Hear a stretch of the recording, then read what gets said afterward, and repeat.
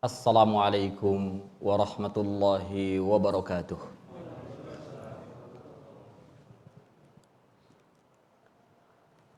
Alhamdulillah. Ashhadu an la ilaha illallah wahdahu la syarika lah. Wa ashhadu anna Muhammadan abduhu wa rasuluhu la nabiyya ba'dah. Allahumma salli wa sallim wa barik ala nabiyyina Muhammad wa ala alihi wa ashabihi wa man sara ala nahjihi ila yaumiddin, amma ba'd. Jamaah sekalian yang dimuliakan Allah Subhanahu wa taala, kita lanjutkan kajian kita dalam pembahasan at-tuhuru syatrul iman. At-tuhuru syatrul iman. Kebersihan itu adalah separuh atau setengah daripada keimanan. Sudah dijelaskan makna at-tuhur dengan makna am wa makna al-khas, makna umum dan makna khusus. Makna umum itu meliputi kebersihan lahir dan batin. Kebersihan lahir dan batin. Yang dimaksud dengan kebersihan lahir adalah raf'ul hadath wa zawalul khabath.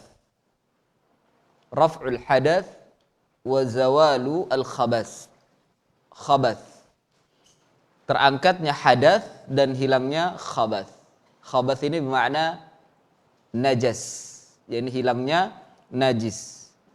Dan yang dimaksud dengan terangkatnya hadath, yakni hadath di mana manusia dilarang atau tidak bisa beribadah bila masih berhadath. Meskipun tidak terkena najis tapi dia berhadath, belum bersuci, maka tidak boleh dan tidak diterima ibadahnya oleh Allah Subhanahu wa taala. Seperti contohnya berwudu. Ini untuk mengangkat hadath. Ya, untuk mengangkat hadath kecil. Kemudian mandi wajib. Ini untuk mengangkat hadath besar. Itu namanya hadath, raf'ul hadath. Ya, wa zawalul khabath, yakni hilangnya khabath. Khabath yang dimaksud adalah an-najas, najis. Hilangnya najis, yakni najis sebagaimana yang disebutkan dalam Al-Qur'an dan hadis. Seperti kotoran manusia, kencing manusia atau binatang dan yang semisalnya. Ini adalah al-khabath atau an-najas. Nah, zahir atau at-tuhur, kesucian secara zahir itu maknanya. Ya, raf'ul hadath wa zawalu al-khabath. Terangkatnya hadath dan hilangnya najis atau khabath. Adapun tuhurul batinah, kesucian secara batin, itu kesucian hati. Yang dimaksud dengan kesucian secara batin adalah suci hati. Dari apa? Dari kotoran-kotoran hati yang mengotori hati. Di antaranya kotoran syirik. Kesyirikan ini kotoran, najis. Mana dalilnya? Allah sendiri yang menyatakan dalam Al-Quran, innamal musyrikuna najasun. Innamal musyrikuna najasun. Orang-orang musyrik itu najis. Ya, orang-orang musyrik itu najis. Apakah najis badannya? Kulitnya? La, bukan. Najis apanya? Akidahnya. Keyakinannya yang mereka letakkan di dalam hati. Itu najis. Ya. Jadi najis yang dimaksud adalah najasatul batinah. Najis secara batin. Najis secara batin. Sebaliknya, sabda Nabi sallallahu alaihi wasallam, "Innamal mu'minuna la yanjus." Ini muqabil. Kebalikannya dari innamal musyrikuna najasun. Innamal mu'minuna la yanjus. Innal mu'minina la yanjus. Bagaimana perkataan Nabi sallallahu alaihi wasallam kepada Abu Hurairah radhiyallahu an. Ketika Abu Hurairah radhiyallahu an menjauh dari Nabi sallallahu alaihi wasallam disebabkan karena berhadas, yakni hadas besar, junub, disebabkan karena bermimpi. Nabi sallallahu alaihi wasallam kehilangan Abu Hurairah di majelisnya, yang biasa Abu Hurairah radhiyallahu an menggelar kainnya atau salnya, ya, atau sorbannya di hadapan Nabi untuk mengambil ilmu dari Nabi sallallahu alaihi wasallam. Nabi tidak melihatnya. Kemudian ditemukan oleh Nabi sallallahu alaihi wasallam di sebuah tariq, gang atau jalan. Beliau sedang menyendiri. Ya. Kemudian Rasulullah bertanya, "Ada apa engkau wahai Abu Hurairah?" Kemudian, "Ya Rasulullah, sesungguhnya aku tidak suka mendekat denganmu. Sebabkan karena junub, saya ini junub dan saya tidak mendapati air. Saya junub sedangkan saya tidak mendapati air." Dari sini keluar dari sabda Nabi, "Subhanallah, innal mu'minina la yanjus." Sesungguhnya orang beriman itu tidak najis. Najis secara apa? Zahir atau batin? Batin. Ya, karena iman itu letaknya di mana? Di hati. Muqabil, lawan daripada firman Allah, innamal musyrikuna najasun. Kebalikannya. Ini najis yang paling besar, najis yang paling kotor adalah kesyirikan. Adalah kesyirikan. Seorang muslim, seorang mukmin wajib membersihkan hatinya dari itu. Wajib membersihkan hatinya dari kesyirikan. Dan wajib menanamkan di dalam hatinya akidah yang sahih, akidah yang benar, akidah yang bertauhid, agar supaya disebut sebagai benar-benar seorang mukmin yang bertauhid kepada Allah Subhanahu wa taala. Jadi kesyirikan dibersihkan dengan keimanan, dibersihkan dengan tauhidullah. Ini taharah secara batinah, kesucian secara batin. Belum lagi kekotoran atau najis-najis yang lain seperti hasad, iri, dengki, dan seterusnya, kesombongan, ya, dan seterusnya. Ini kotoran-kotoran hati yang harus dibersihkan. Tuhurul batinah. Ini makna secara umum. Yang dimaksud dengan tuhur itu adalah suci secara lahir dan batin. Adapun tuhur secara khusus, yakni apa yang telah ditetapkan dalam Al-Quran dan Sunnah sebagai syariat bagi kaum muslimin, seperti mandi, berwudu, beristinja, dan lain-lain. Ini suci secara khusus, ya, karena kaifiatnya, tata caranya telah ditetapkan dalam syariat, telah dicontohkan dan diajarkan oleh Nabi kita Muhammad sallallahu alaihi wasallam. Nah, yang kita bahas ini, yang kita ambil dari kitab Bulughul Maram, kita masuk pada bab yang baru adalah at-tuhuru khassah. Ya, tuhur, kesucian secara khusus. Kita masuk pada bab yang baru, bab al-ghasli wa hukmil junub. Babul ghasli wa hukmil junub. Bab tentang mandi dan hukum junub. Bab tentang mandi dan hukum junub.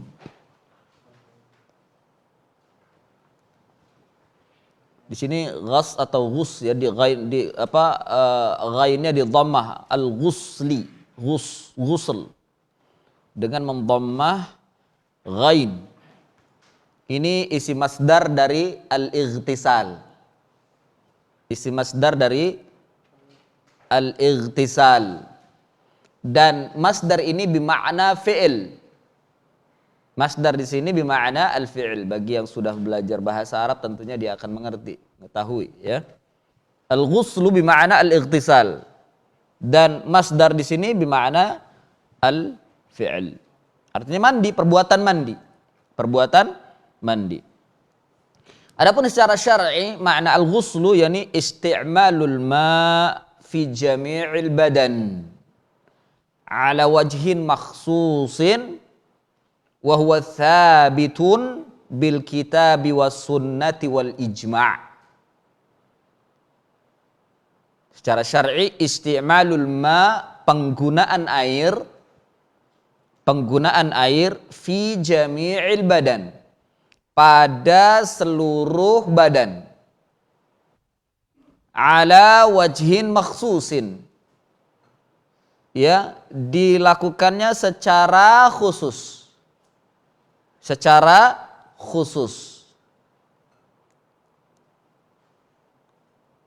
artinya penggunaan air pada seluruh badan maksudnya apa?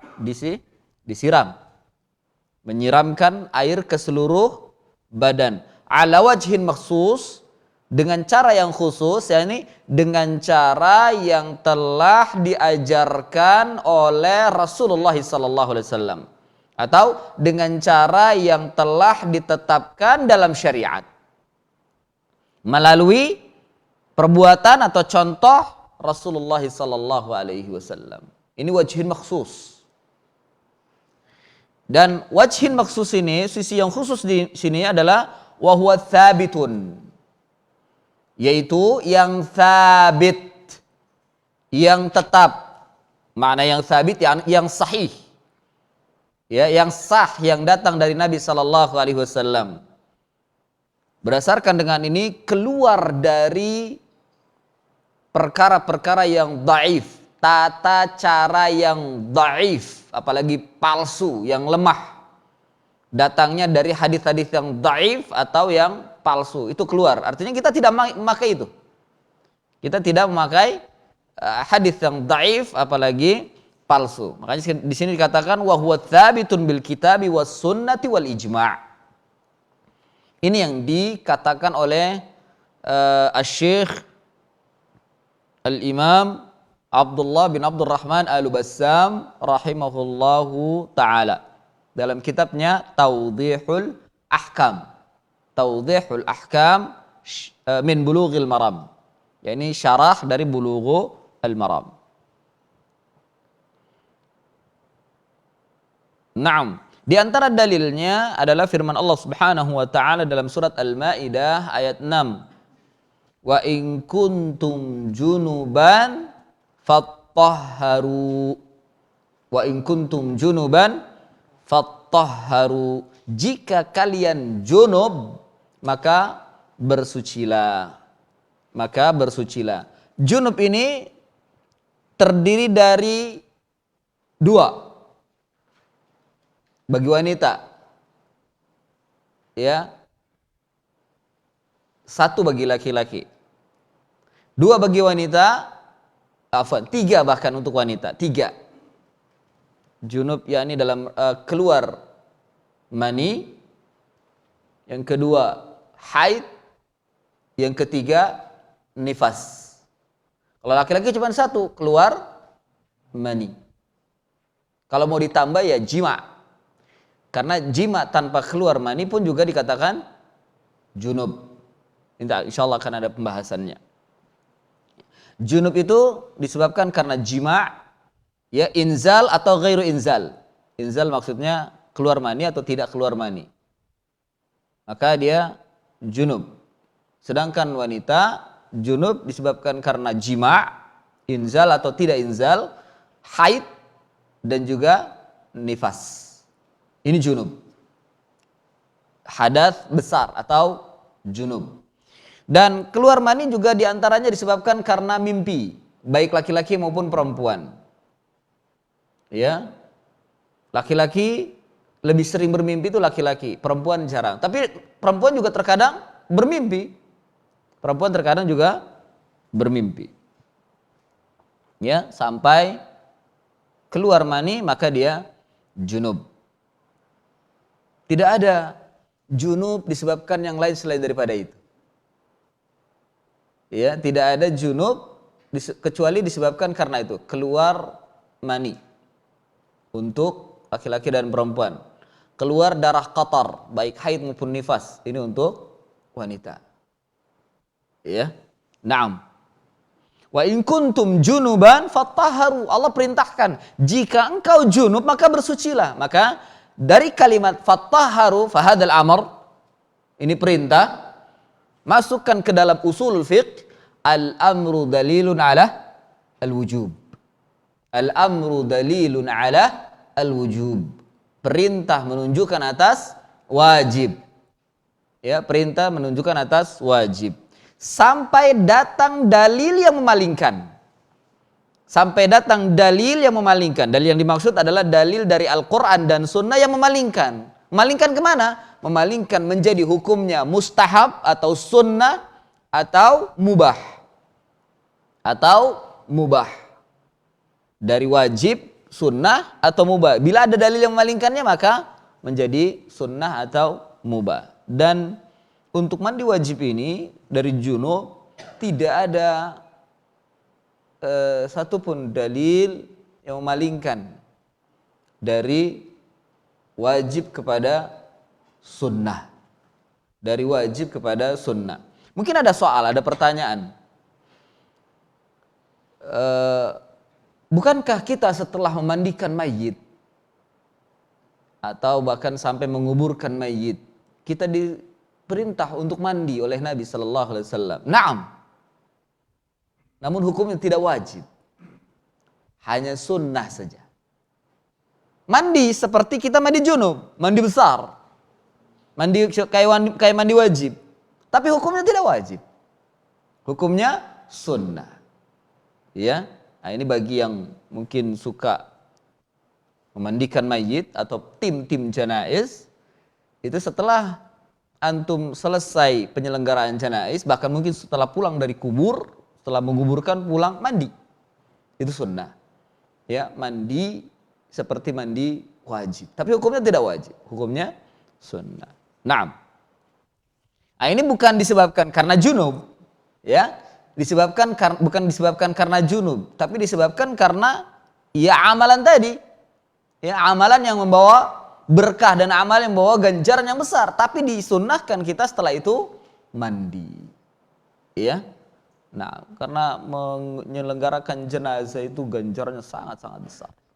Insyaallah akan ada pembahasannya tentang penyelenggaraan jenazah di kitab ini insyaallah. Nah.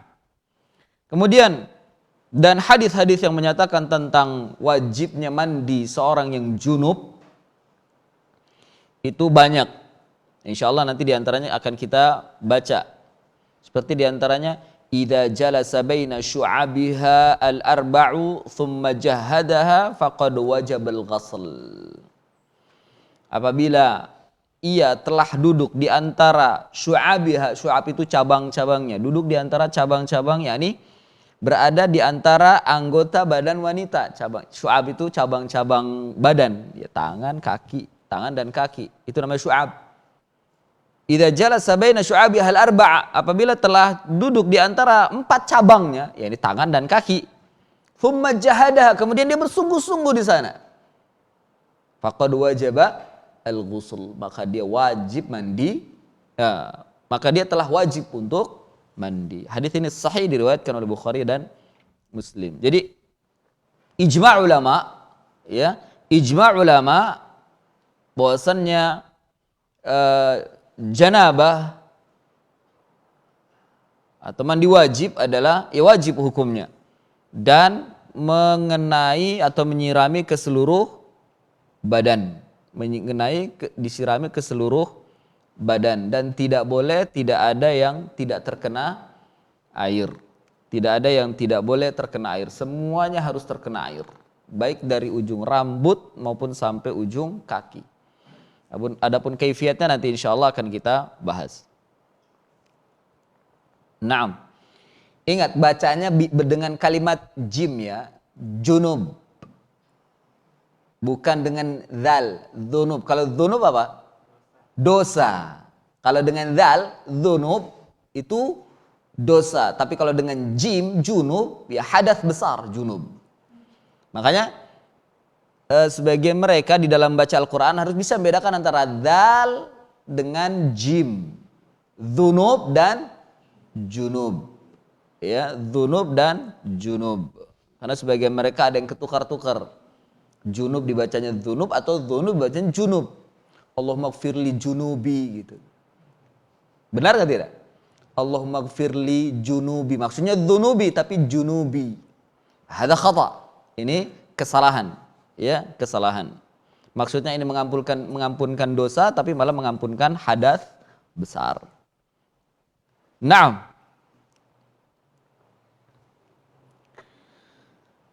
Iya, ini pengertian-pengertian yang disebutkan oleh Syekh Al-Bassam rahimahullahu ta'ala.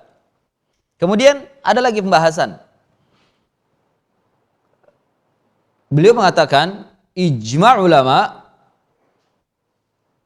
ala annahu yuhramu alal junub maqthu fil masjid. Ijma' ulama bahwasanya diharamkan bagi yang junub, berhadas besar, junub, untuk diam di masjid. Diam yang dimaksud i'tikaf. Ya, atau ya diam seperti ini ngaji. Yang junub untuk diam di masjid. Illa li hajatin. Kecuali ada hajat. Karena hadisnya berbicara demikian. Nabi pernah junub bersama dengan Aisyah, junub setelah berjima'. Kemudian Nabi ingin minta diambilkan mindil karena mindilnya ketinggalan di dalam masjid. Ya. Kemudian Aisyah mengatakan, "Ya Rasulullah, ini junub. Saya sedang junub." Ya, kemudian Nabi mengatakan, Inna junubaka, sungguhnya junubaki, junubmu itu tidak ada di tanganmu. Nah, kemudian segera Aisyah mengambilkan mindil. Mindil itu artinya kain lap, kayak semacam anduk atau sapu tangan atau sal yang buat untuk ngelap badan. Ya, sesungguhnya junubmu tidak ada di tanganmu. Maka ambil segera kemudian balik lagi. Ini indal hajah. Boleh masuk masjid tapi ada hajat.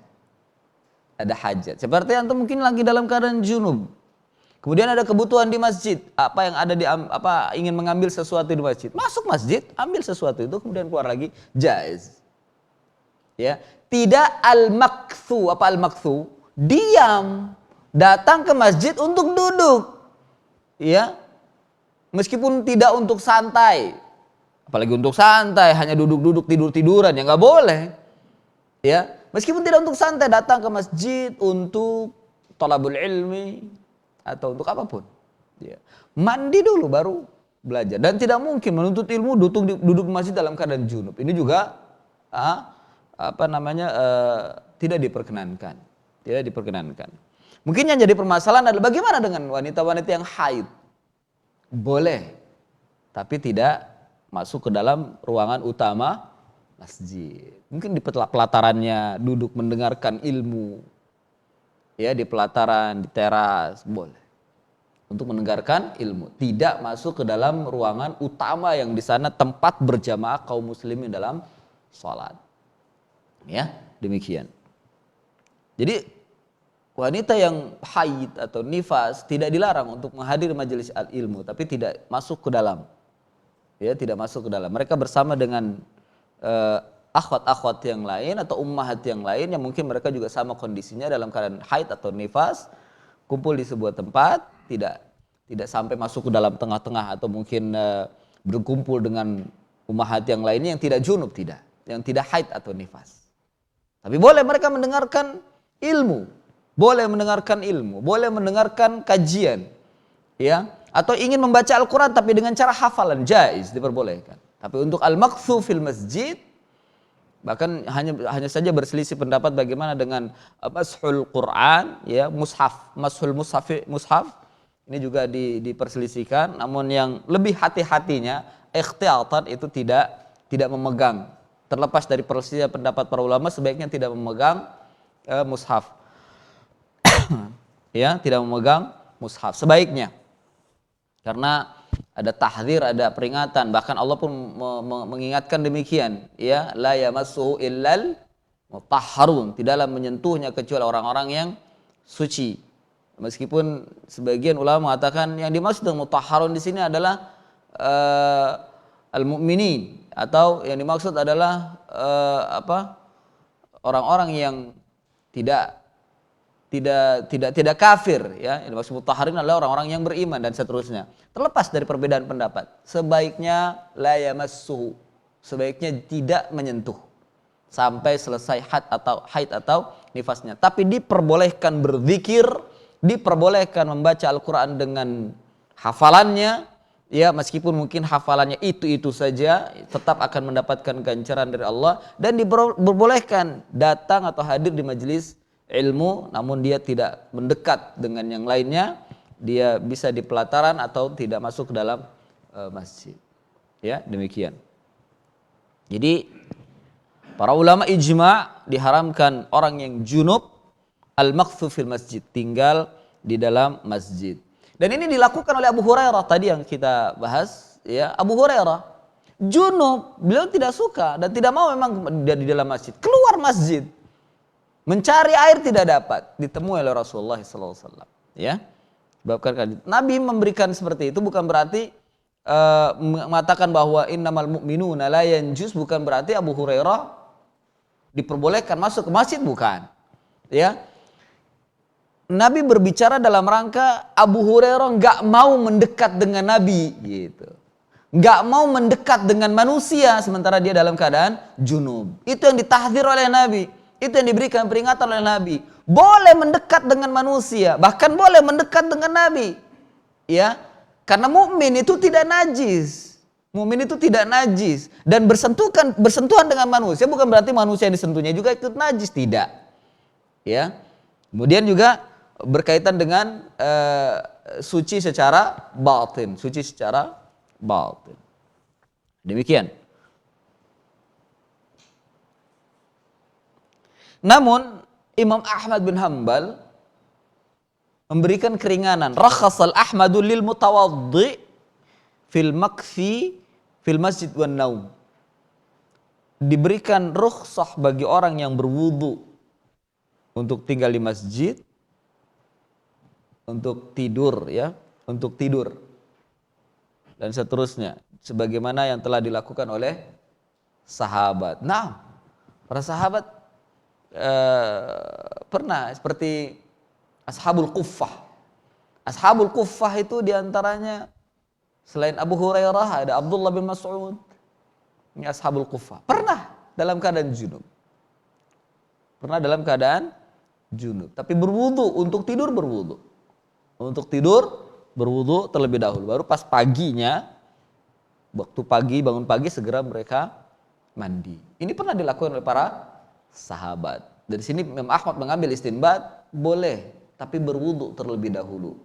Itu pun tidurnya juga ya tidak terlalu sampai ke depan, ya, ke tengah-tengah atau ke tempat daerah masjid yang di sana tempat berjamaah, tidak. Di tempat-tempat yang diperbolehkan untuk tinggal atau tidur di sana. Mungkin di belakang, di pelataran, di teras dan seterusnya. Naam. Wallahu a'lam.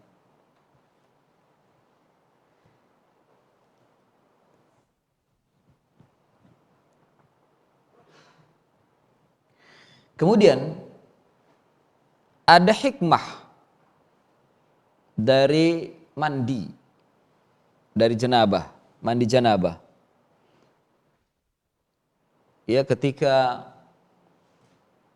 mentafsirkan wa in kuntum junuban fattaharu, dinukil oleh Al-Imam Ibnu Katsir rahimahullah, diriwayatkan oleh Imam Ahmad, Abu Dawud, dari Abu Rafi' anna Nabiy sallallahu alaihi wasallam tafa dzata yaumin ala nisa'ih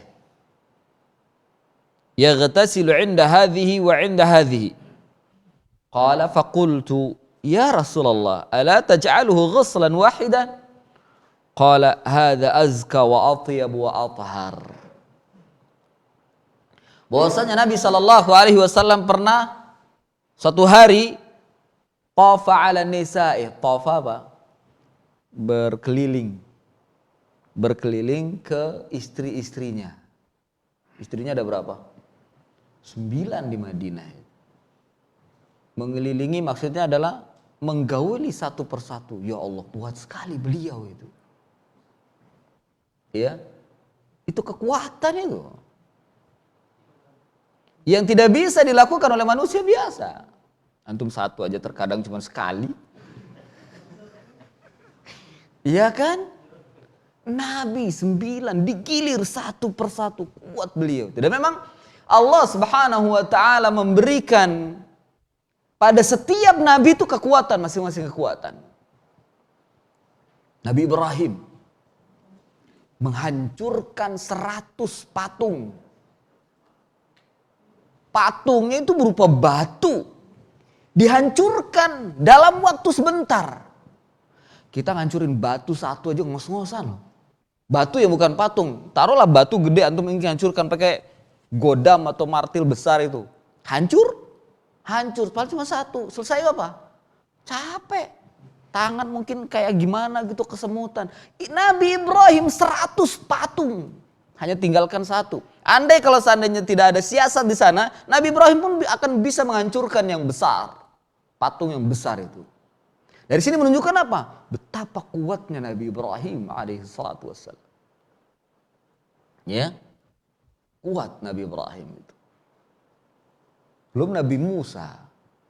Nabi Musa orang sekali pukul mati. Fawakazahu Musa faqadha alai. Dipukul sama Musa Bani Israel. Tentaranya Firaun itu. Sekali pukul mati. Pukulan bikin mati tuh gimana coba? Kayak pukul paling cuma jatuh kaos sudah, nggak ada yang sampai mati. Tapi ini mati langsung dipukul sama Nabi Musa. Kemudian juga dalam satu ketika dalam riwayat Nabi Musa juga dikerjain oleh Bani Israel oleh murid-muridnya. Ketika mandi, bajunya dibawa batu lahir. Dan Allah ingin menampakkan bahwa Nabi Musa itu sehat. Saking keselnya batu dipukul, hancur batu. Dipukul dengan tangan, hancur. Kalau kita mungkin tangan kita yang sakit. Iya tidak? Tapi hancur batu itu dipukul Nabi Musa. Betapa kuatnya Nabi Musa. Isya? Baik. Ba'da Isya lanjut? Iya. Ba'da Isya kita lanjutkan. Wassallallahu ala nabiyina Muhammadin wa ala alihi wa sahbihi wa barik wasallam.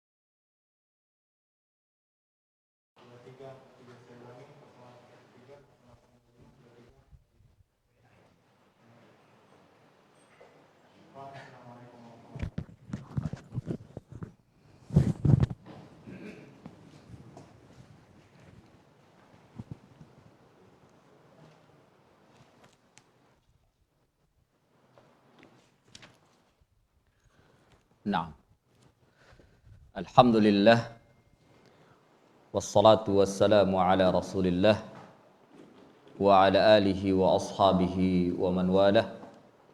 Asyhadu an la ilaha illallah wahdahu la syarika lah wa asyhadu anna Muhammadan abduhu wa rasuluhu la nabiyya ba'dah.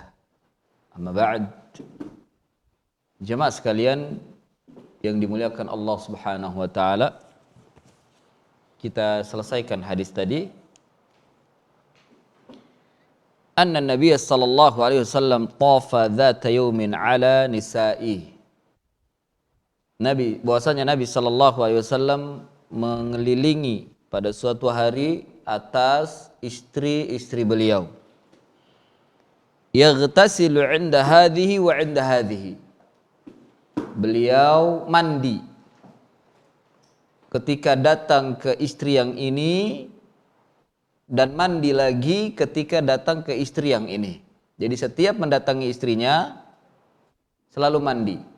Selesai istri yang pertama, mandi dulu baru datangi istri yang kedua. Kemudian selesai, mandi dulu baru datangi istri ketiga dan seterusnya. Qala faqultu, lalu perawi berkata tentang Abi Rafi', maka Abi Rafi' berkata, qultu di sini Abu Rafi', ya Rasulullah, ala taj'aluhu ghaslan wahidan? Wahai Rasulullah, tidakkah engkau jadikan saja satu kali mandi? Jadi gilir dulu semua, nanti sudah selesai baru mandi, gitu maksudnya. Satu kali saja mandi, dijadikan satu. Qala hadza azka wa atyab wa athhar. Yang seperti ini lebih suci atau lebih bersih, lebih baik dan lebih suci. Azka itu makna athhar sama. Dan ini sebagai ta'kid, penguat. Ini lebih bersih, lebih baik dan lebih suci. Ya, namun bukan berarti sabda Nabi ini menghalangi kita untuk hanya satu kali saja. Umpama kita punya istri lebih daripada satu, entah dua atau tiga atau empat, tidak boleh lebih. Ya, tak boleh lebih. Antum gilir satu persatu, kemudian selesai baru mandi. Hadza jaiz, ini diperbolehkan. Tapi setiap kali bergilir itu diawali dengan mandi, itu kata Nabi azka wa atyab wa athhar. Lebih bersih, lebih baik dan lebih suci. Ya. Ini sama halnya seperti mengulangi. Pembantu punya satu saja tapi diulang-ulang. Satu kemudian ingin mengulang 2 kali, ingin mengulang 3 kali. Nah, ini diawali dengan wudu juga boleh, atau setiap ingin mengawali mandi itu juga boleh. Ya, berwudu atau mandi itu diperbolehkan. Jadi hanya kalau mandi itu azka wa atyab wa athhar. Tapi lagi-lagi nggak mungkin kita mandi dalam satu malam menggiliri wanita-wanita kita atau istri-istri kita mandi setiap itu. Satu malam 9 kali mandi itu kayak gimana coba? Masuk angin. Belum lagi kondisi cuaca di Madinah tuh kayak apa coba? Itu sekali dingin betul, ya kan? Ada yang pernah tinggal di sana? Dingin betul, kali panas betul. Iya, mandi setiap jima. Kita aja di sini mandi setiap jima tadi masuk angin, ya. Lebih baik jadi satu. Namun Nabi mengatakan demikian. Lebih suci, lebih bersih dan lebih baik. Naam, ini hikmah dari setiap kali berjima mandi. Kemudian jemaah sekalian yang dimuliakan Allah Subhanahu wa taala, kita ambil satu hadis ya dari bab ini. Hadis yang pertama pada bab ini adalah hadis yang ke-93 dari penomoran Tawdihul Ahkam. Saya tidak tahu dari penomoran itu. Ya, itu diterjemahkan Ustadzuna ya, Zainal Abidin. Ya, barakallahu lah. Naam. Di nomor 93 ini hadis yang pertama pada bab al-ghuslu wal hukmul junub. Al-Hafidh meletakkan hadis apa yang diriwayatkan oleh Al-Bukhari dan Muslim yang datang dari sahabat Abu Sa'id Al-Khudri radhiyallahu an. Tapi ini penggalan saja. Penggalan dari hadis yang sedikit panjang dari Abu Sa'id Al-Khudri radhiyallahu an. Nanti kalau sempat kita baca.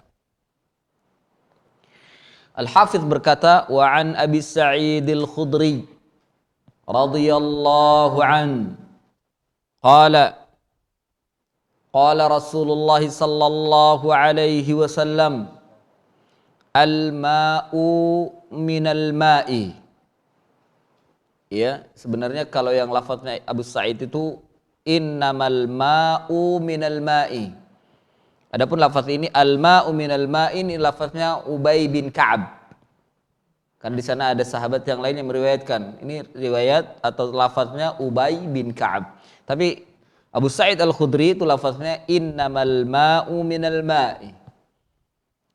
Ya, air itu dari air. Ini lafaz atau terjemah secara bahasanya.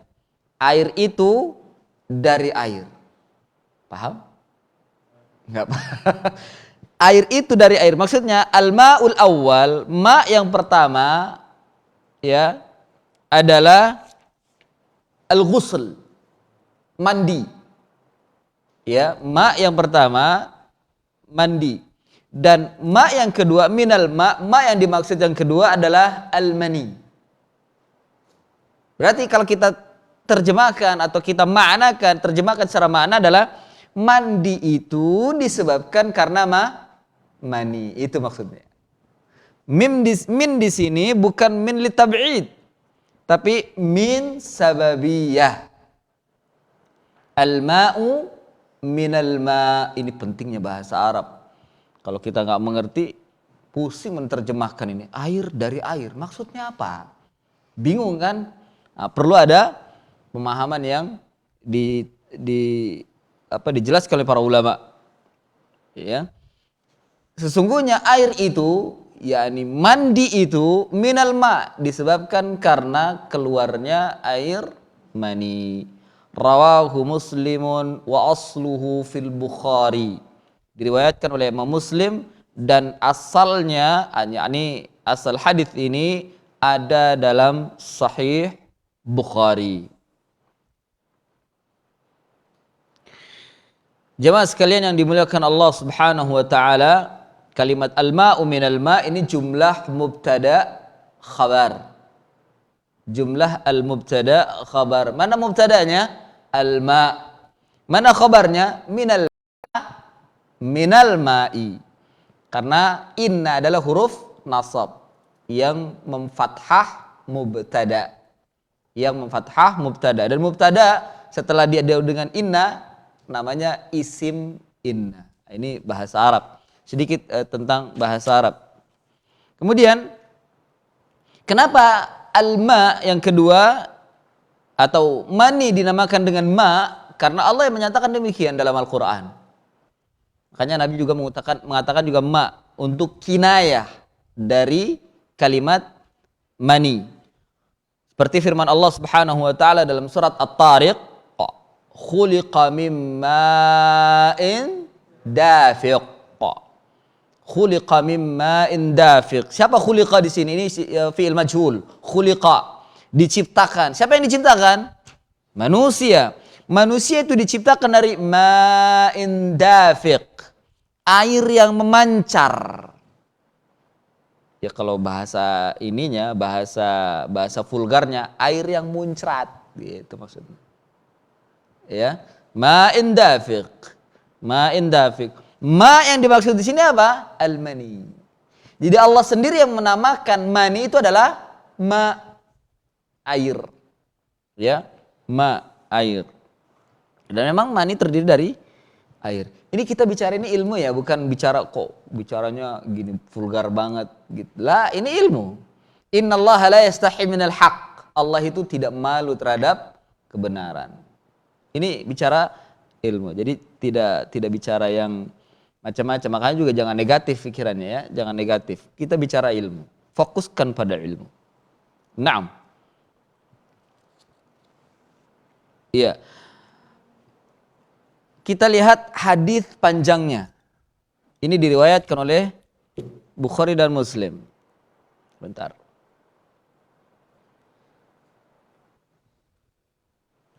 Hadis panjangnya diriwayatkan oleh Imam Muslim dari Abu Sa'id Al-Khudri radhiyallahu an.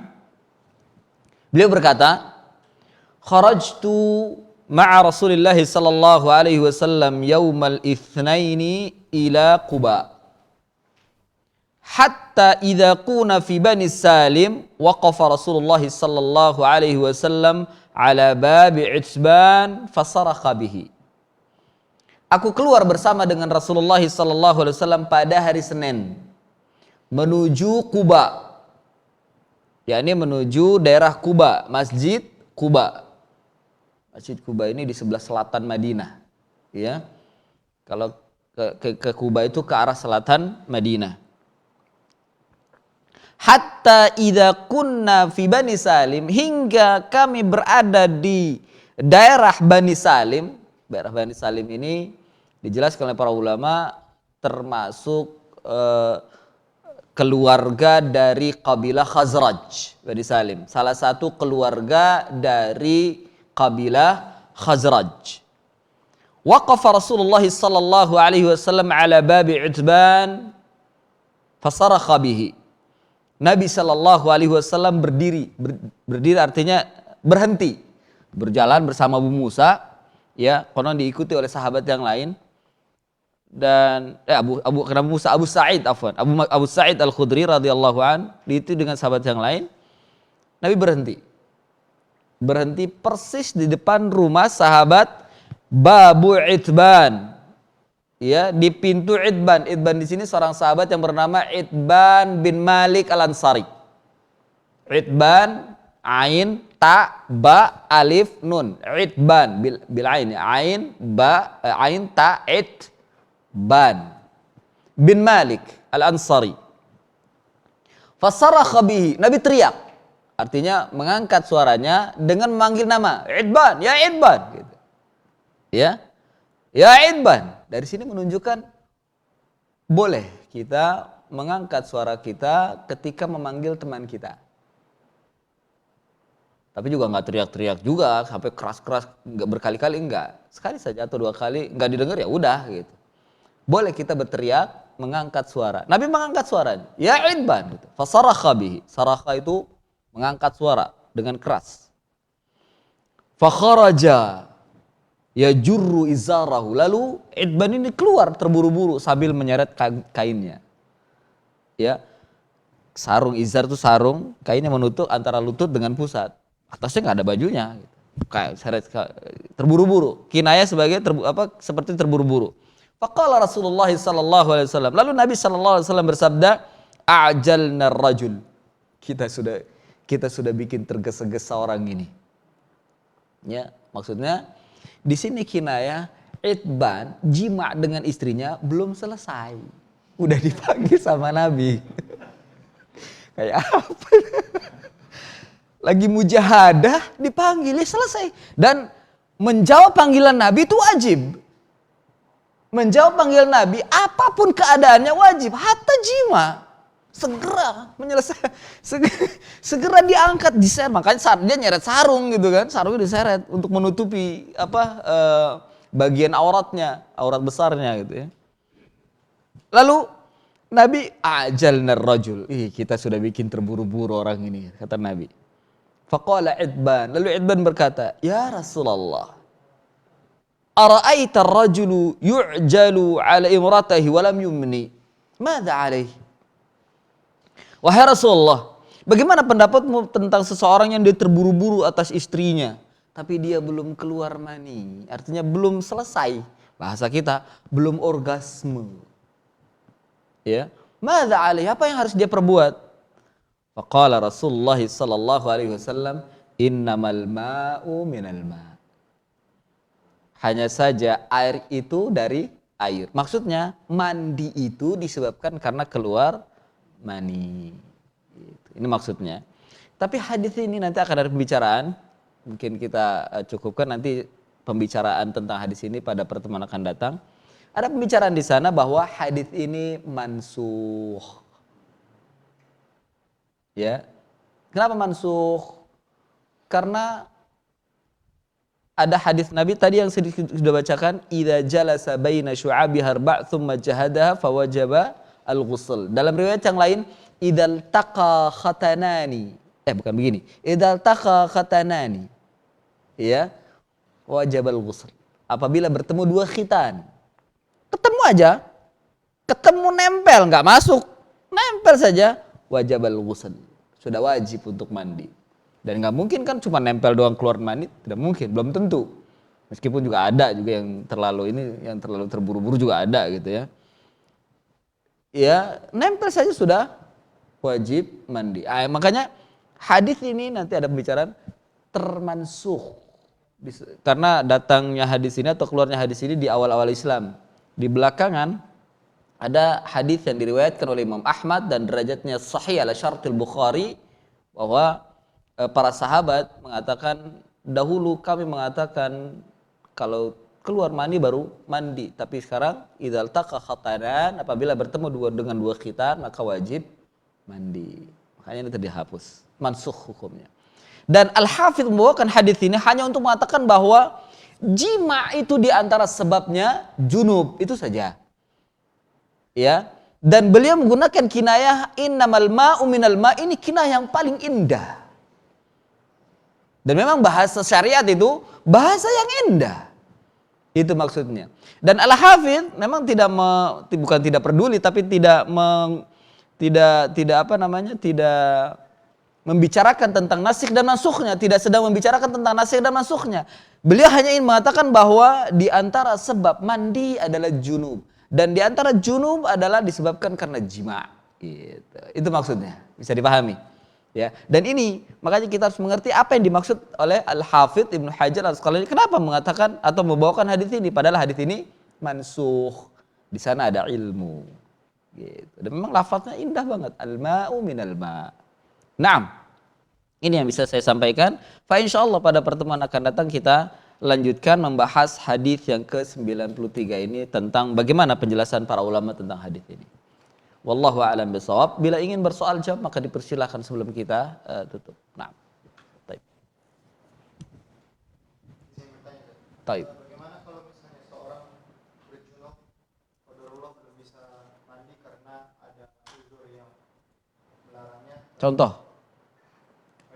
Enggak jelaskan. Tapi ganti dengan tayamum. Iya. Naam, tidak ada yang mengganti mandi kecuali tayamum. Hatta wudhu juga diganti dengan tayamum. Tayamum itu menggantikan mandi dan wudhu. Ya, boleh kita saat kita nggak bisa mandi, artinya mungkin disebabkan karena luka, ya, ada uzur lah. Kalau mandi bisa meninggal mungkin. Ada loh, disebabkan karena mandi meninggal. Ingat kisah seorang yang sedang diutus sama Nabi untuk menjaga perbatasan itu? Iya tidak? Terus dia bertanya dengan temannya, bahwasanya dia junub, apa yang harus dilakukan? Kamu harus mandi. Tidak bisa tayamum, harus mandi. Mandi dia, padahal dia punya luka atau punya sesuatu. Dan juga pada waktu itu dalam keadaan dingin, yang sangat dingin gitu ya. Mandi, tiba-tiba apa? Tewas, meninggal. Lapor ke Nabi, apa kata Nabi? Engkau telah membunuh dia. Ya, qatalahu. Kalian itu telah membunuh dia.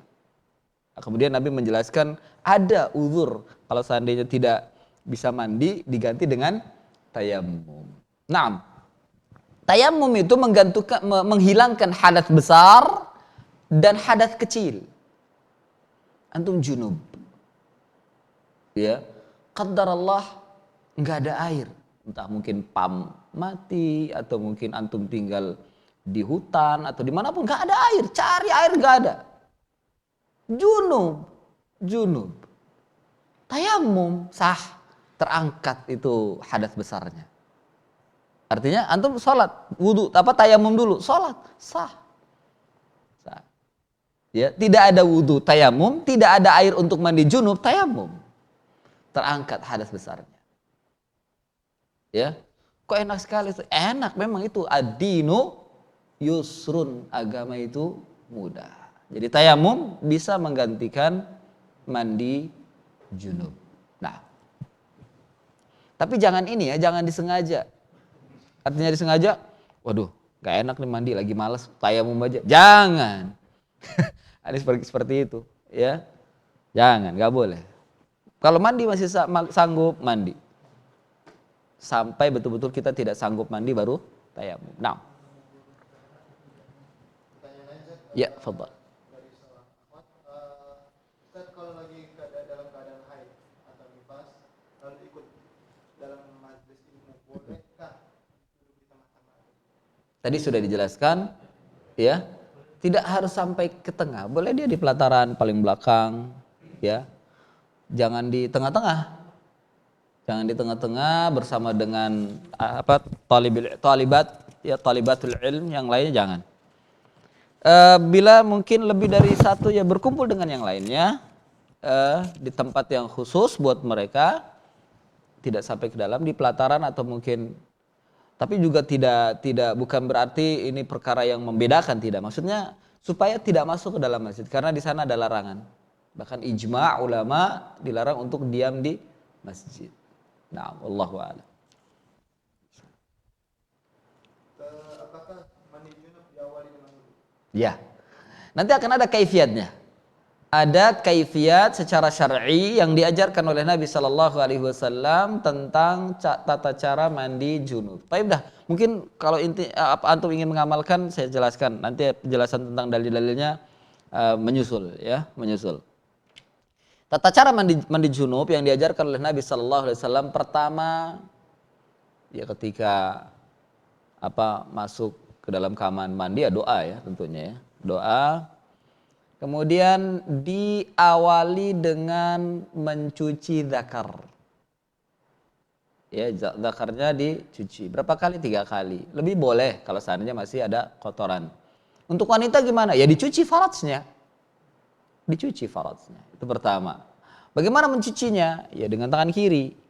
Boleh dengan siram, tuangkan di sini kemudian dicuci, atau langsung dituangkan, cuci. Jangan boros. Wah, 1 gayung habis. Enggak. 1 gayung bisa beberapa kali. Ya. Jangan boros. Mandi tetap menggunakan air yang hemat. Meskipun antum punya segentong atau mungkin 2 drum atau bahkan mungkin lebih. Ya, punya bak air sekalipun. Tetap mandi dalam tata caranya itu hemat. Tidak sampai boros, ya. Jangan antum mengatakan air banyak ini. La ya. Tetap hemat. Ya. Air banyak ini pelit amat. Bukan pelit, ini syariat. Syariat mengajarkan demikian, hemat air. Ya, tuangkan ke tangan kemudian cuci, atau mungkin tuang bisa langsung kemudian cuci dengan tangan kiri. Dengan tangan kiri 3 kali, 1, 2, 3. Cuci betul. Soal, boleh nggak pakai sabun cucinya? Boleh. Nah. Boleh cuci pakai sabun, boleh. Ya, cuci pakai sabun sehingga setelah cuci zakar nanti kemudian berwudu. Ya, baru berwudu hanya sampai di telinga, kakinya nanti belakangan sampai telinga. Kemudian setelah itu, Ustadz, boleh nggak kita sebelum ini kita cuci muka pakai sabun muka? Boleh. Sebelum cuci rambut, karena setelah wudu menyiram rambut, cuci muka pakai ini kemudian dan seterusnya, sikat gigi dulu, boleh. Iya. Pakai sabun muka boleh, pakai sikat gigi dulu boleh. Setelah itu siram rambut, siram bagian kepala, ya, dipijit. Boleh nggak pakai sampo? Boleh. Pakai sampo boleh. Ya, baru setelah itu sudah siram rambut, dibilas bersih, baru siram bagian kanan terlebih dahulu. Jangan siram pure, jangan. Kadang seperti ya mandi seperti itu. Wah, nyiramnya udah kayak mandi apa begitu, ya. Siram pelan-pelan. Bila perlu dihitung. Ya, yang disunnahkan itu siramannya 7 kali. 3 kali itu lebih bagus, lebih hemat. Siramnya bagaimana? Siram 1, ya, 2, 3, 4, ya. Baru setelah itu 5, 6. 6 kali kan? Ya 7 tinggal ngebersihin. Gitu. Boleh nggak di tengah-tengah kita bersihkan, umpama lagi siram bagian kiri atau kanan nih, kita gosok pakai sabun, boleh. Atau siram dulu semuanya baru setelah itu pakai sabun, boleh. Umpama ini 4 kali nih, siram sini 2 kali, ini 2 kali, 4 kali, kita pakai sabun dulu semua. Baru setelah itu siram lagi 3 kali untuk membersihkan, boleh jadi 7 kali, boleh. Pakai sabun. Dan betul-betul kalau bahasa Arabnya yudalik itu dipijit atau diurut, digosok bahasa kita tuh, digosok. Sampai ke sela-sela jari jangan sampai lewat.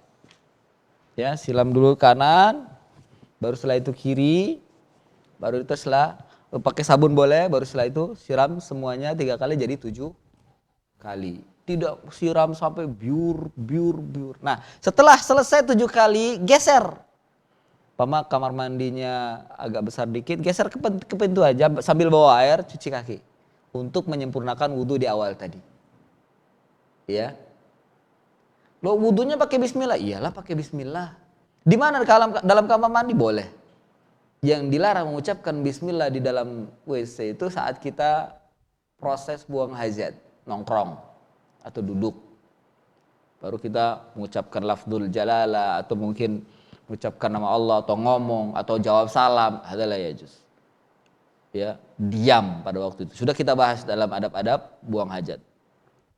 Tapi ketika untuk berwudu boleh mengucapkan basmalah. Ini kalau kondisi WC dan kamar mandinya jadi satu ya.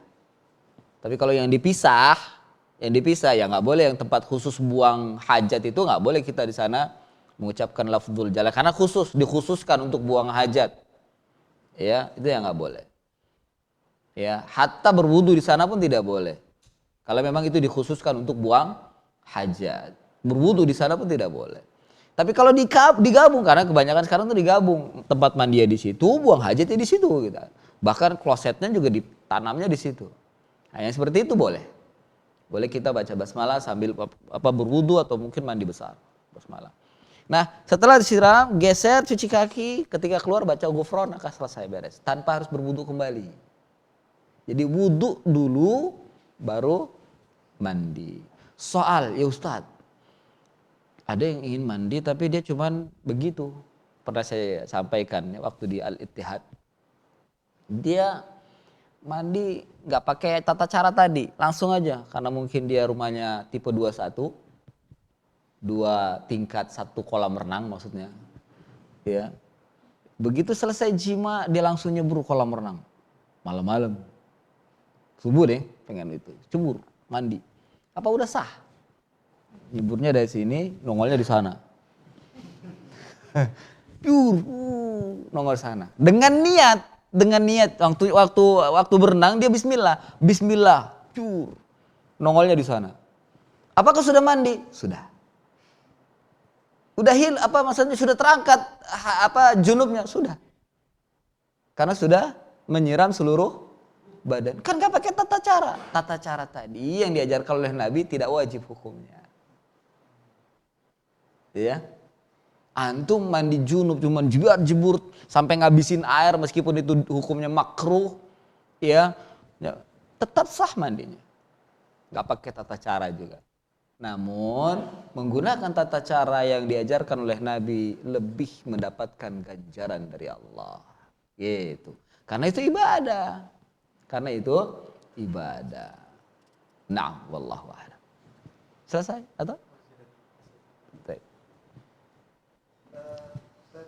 Apakah setelah mandi wajib harus wudu lagi? Iya, tadi sudah dijelaskan, wudu terlebih dahulu. Kalau sudah wudu tidak perlu mandi. Yang jadi permasalahan bagaimana mandi dulu baru wudu? Ini menyalahi sunnah. Tapi kalau seandainya memang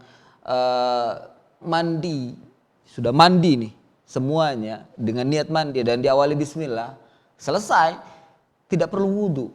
Bahkan Umar bin Khattab mengatakan itu gulu. Sudah mandi masih ragu kesuciannya. Harus wudhu lagi. Ini gulu yang seperti ini. Ya. Mandinya saat mandi baca bismillah enggak? Baca bismillah. Karena mandi wajib. Ya sudah enggak perlu wudhu lagi. Karena sudah sah. Sudah suci. Ya. Sudah suci. Karena sebagian mereka ada yang ragu dan was-was. Bismillah mandi wajib. Terus kemudian itu wudhu lagi. Gulu. Kata Umar bin Khattab. Gulu. Jadi tidak perlu wudhu lagi. Boleh nggak kalau wudhu lagi? Ya tadi hukumnya gulu dan sah tidak sah. Cuman ya tadi gulu. Innamal gulu. Gulu itu menghancurkan. Ya. Iyakumul gulu fid din. Fa innama ahlakal ladzina man kana qablakum kanat minal gulu. Ini menghancurkan. Jadi jangan berlebihan dalam agama. Bila sudah mandi dan diawali dengan basmalah dan niatnya mandi junub, ya tanpa berwudu terlebih dahulu, maka selesai itu tidak perlu lagi wudu. Karena mandi lebih suci daripada berwudu. Namun kalau ikuti Nabi, ya wudu dulu, wudu terlebih dahulu baru mandi. Ini lebih sunnah, lebih mendapatkan ganjaran dari Nabi dan lebih suci. Nah, sama. Mandi junub ini ya mandi haid, ya ingin membersihkan dari haid bagi wanita sama seperti mandi junub.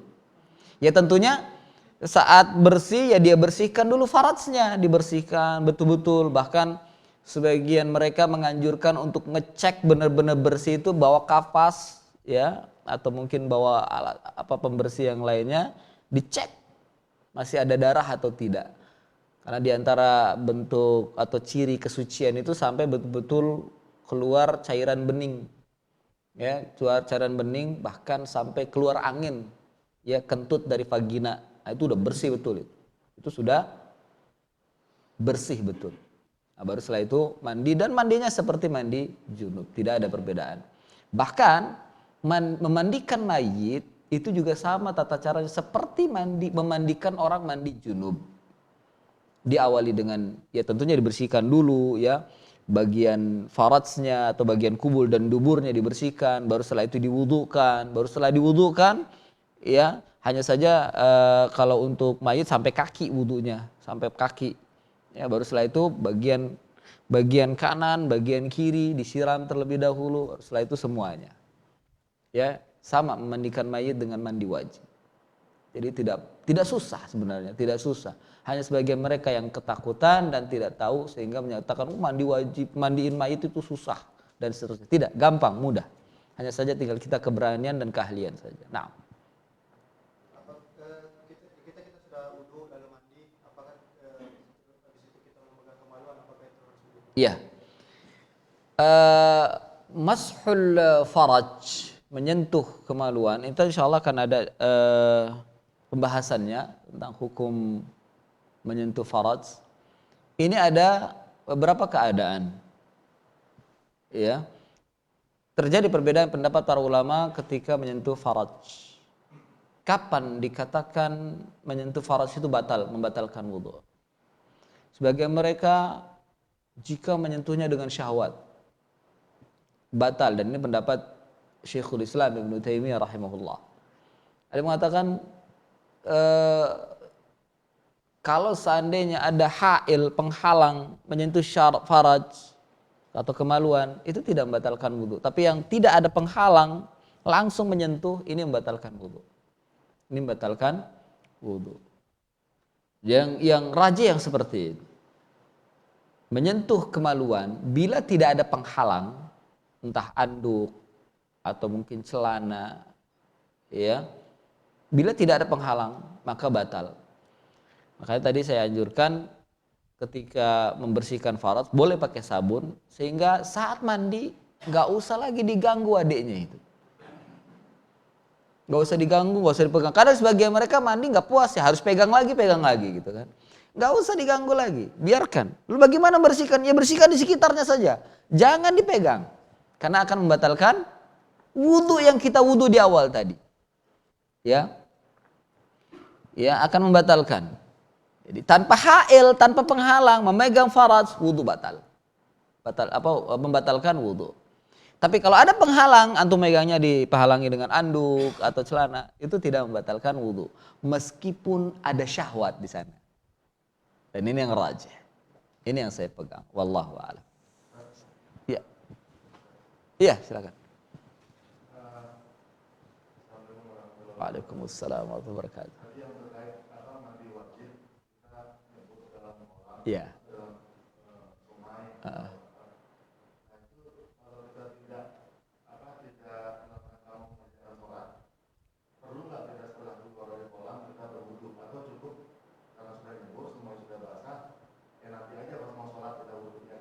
Boleh. Boleh.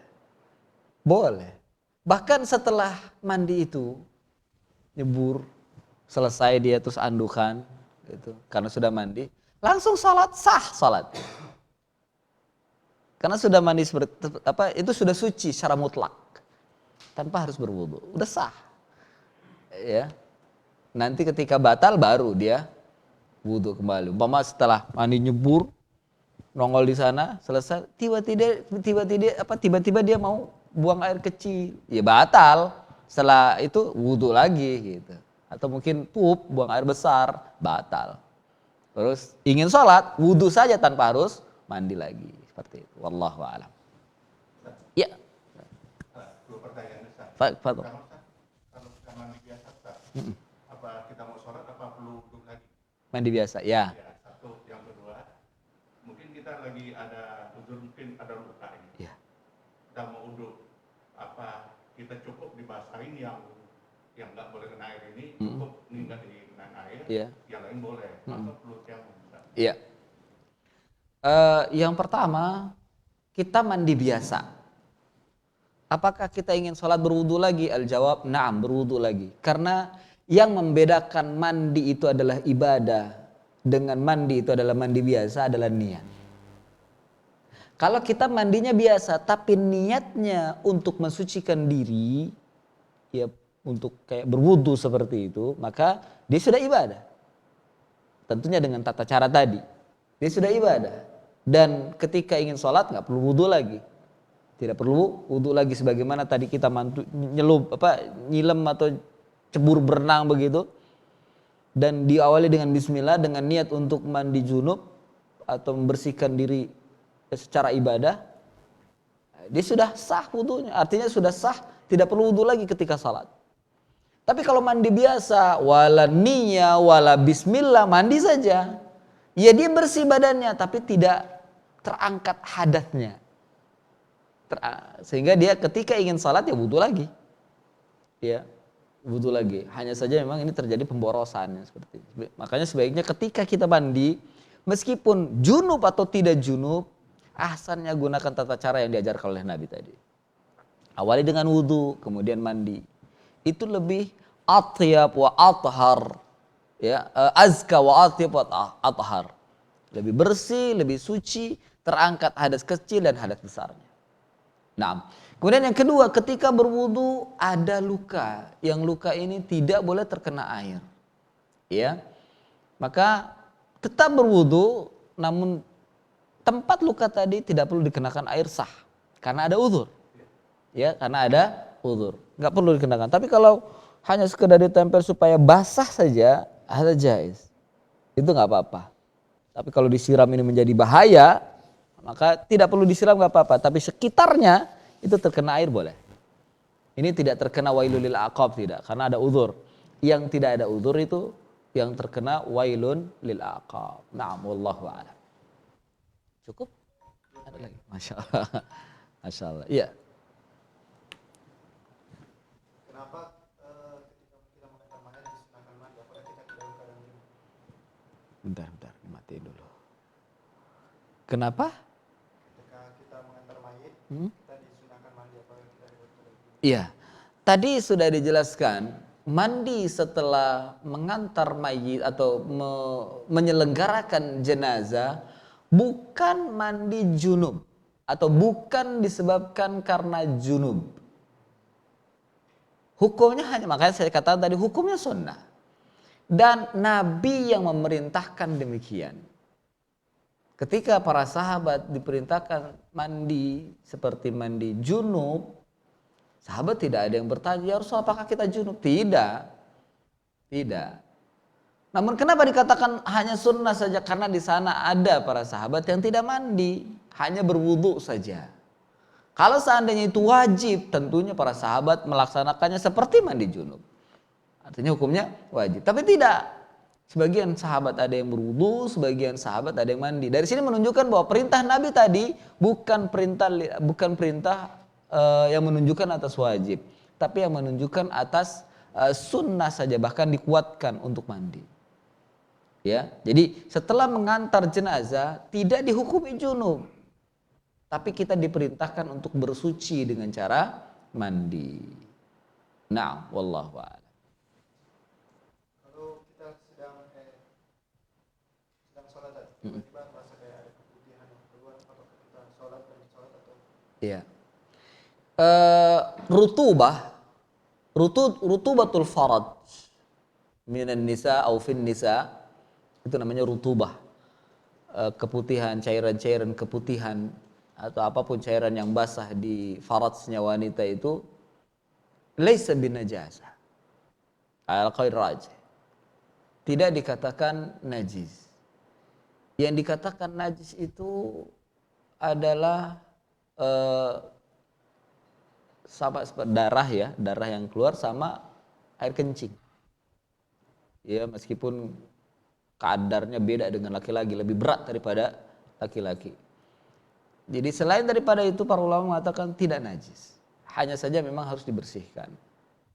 Hanya saja memang harus dibersihkan. Rutubah, namanya rutubatu faraj, keputihan. Itu tidak najis. Hanya saja harus dibersihkan.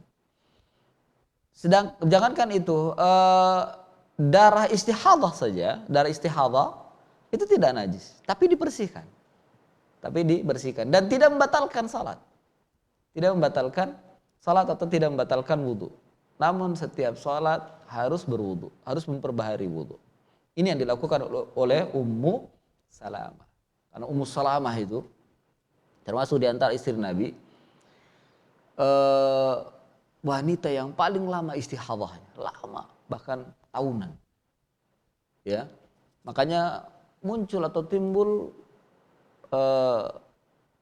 pelajaran atau ajaran dari Nabi SAW untuk mensikapi wanita yang istihadah. Bagaimana wanita yang istihadah itu? Ketika haid, maka diperkirakan kalau seandainya dia rutin haidnya, diperkirakan saja antara istihadah dengan dengan haid. Kemudian untuk membedakannya antara haid dengan istihadah adalah warna darah. Kalau istihadah itu warna merah, sementara warna haid itu warna hitam, dan seterusnya. Ini juga harus mengerti bagi wanita untuk bisa membedakan mana darah haid, mana darah istihadah. Ya, ini banyak sekali pertanyaan dari wanita tentang masalah ini. Insya Allah akan ada pembahasannya lebih lanjut. Ya, demikian kajian kita, mudah-mudahan ada manfaatnya sedikit ini. Insya Allah pada pertemuan akan datang kita lanjutkan di Jumat yang keempat berikutnya. Wassallallahu ala nabiyyina Muhammadin wa ala alihi wa sahbihi wa barik wasallam. Subhanakallahumma bihamdik asyhadu an la ilaha illa anta astaghfiruka wa atubu ilaik wa akhiru da'wana anil hamdulillahi rabbil alamin. Wassalamu alaikum warahmatullahi wabarakatuh.